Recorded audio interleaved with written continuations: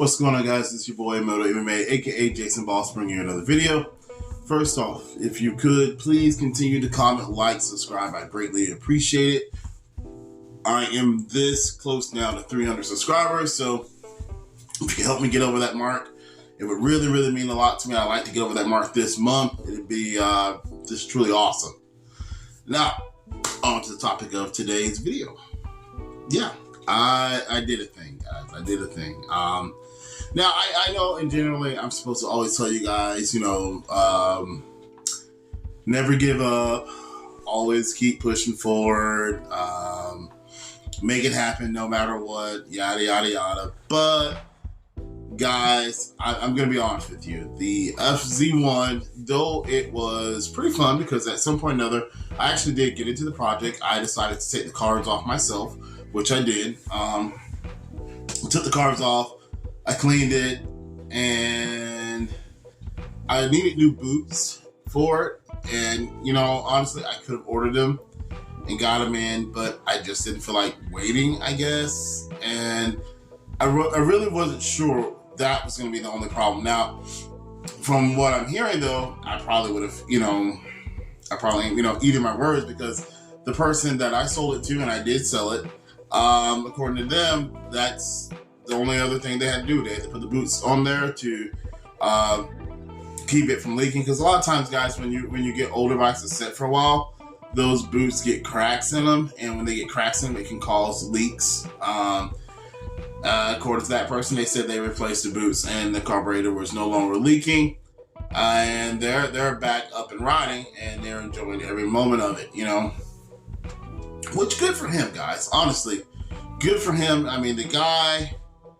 And I'm going to tell you, there was a crazy story. The guy that came to pick up the FZ1 actually picked up the motorcycle in a little small Toyota. I mean, it was like a little Toyota Camry or something like that.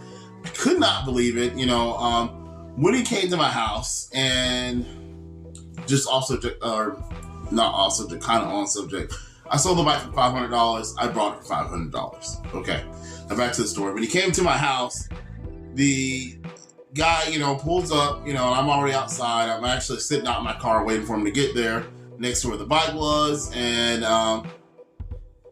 he sees me sitting there, and I get ready to get out, and I walk over to the bike, and he's like, "Are you the guy selling the motorcycle?" I'm like, "Yeah, okay. Well, you must be the dude buying it." And he was like, "Yeah." So I'm like, "All right, well, this is the bike, da-da-da-da-da." We get to talking and chatting up, and, I show him all the things that I was going to do to it. I explained everything, that was wrong to it, to my knowledge, And listen, for $500, you know what I mean? I don't think he could have went wrong anyhow, you know what I mean? Like I say, whatever he spent on getting the boots, which when I looked, I believe it would have been like maybe $50 to $70 to get those boots, and then the time and effort to put them on. He might have had to wait a little bit to get them and everything, but, I don't think it was a huge thing, to get done for $500 at least. So, I told him everything I thought was wrong with it. And if I was wrong, I was like, hey, I'm not sure, but this is what I thought. The guy thought it was a great idea. We shook hands. He gave me the money. I gave him the title. And I was like, okay, well, when are you coming back to pick it up? And he was like, well, what do you mean? I live, he lives in Kentucky, which is roughly about 3 to 4 hours away from where I live at here in Indiana.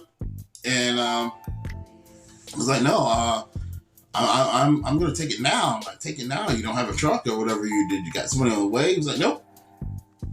I'm going to take it, and I'm going to put it in my car. So I'm really looking at this guy like, how in the hell are you going to fit a motorcycle inside of a Toyota Camry?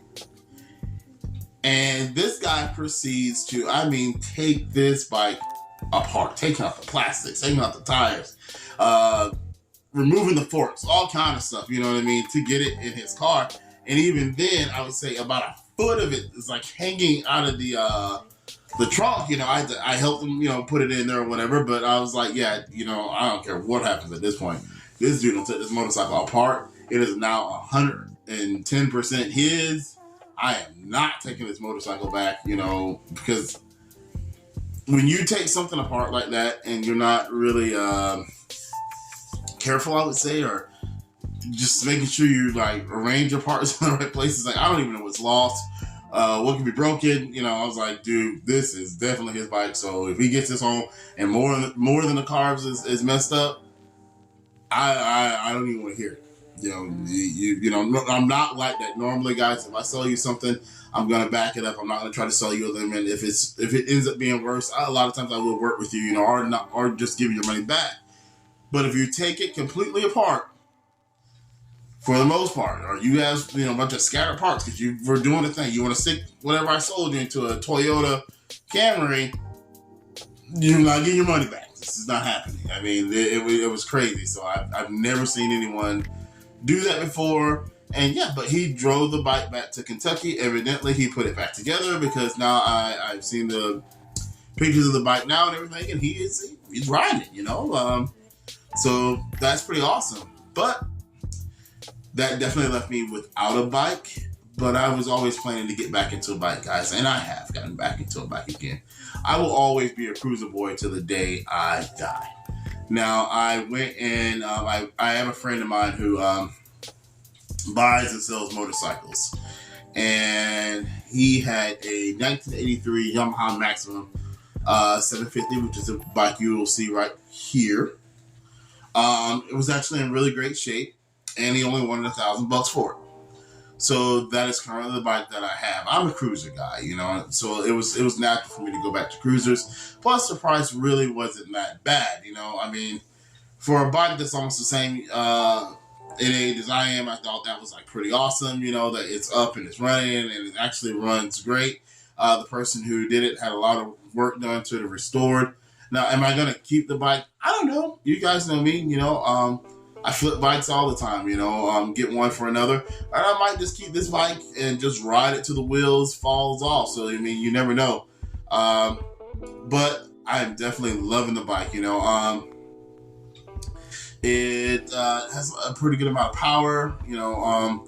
The weight on this thing is for a cruiser, actually pretty light. I think it's something like maybe 500 pounds or something like that, 524 pounds, something like that.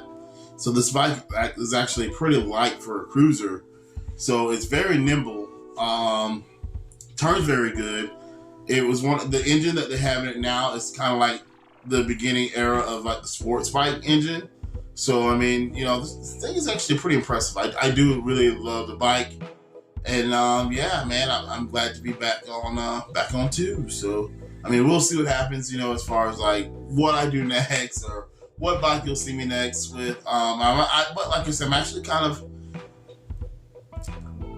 liking this bike because of the age of this bike, because it's like close to my age. So, you know what I mean? I'm thinking I will probably keep this bike. I may rent other bikes from time to time to, you know, put on the channel so you guys can see me riding other bikes, and maybe I can give you like my thoughts on different other bikes and stuff like that, you know. Yeah, because I do want to get like some newer bike content, and I do want to get the chance to ride some newer bikes. So, you know, in that alone, that's what I'm saying. You never know where this is going to, you know, getting on newer bikes, I might end up trying to buy a newer bike. We'll see. I'm not really big on payments right now. I'm actually trying to get myself out of debt and, you know, work on some things. So I don't know. We'll see what happens. You know what I mean?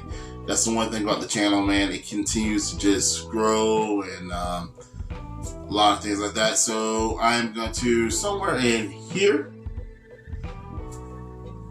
should have been the clip of the bike. Maybe running some pictures and stuff like that for you guys so you can check it out.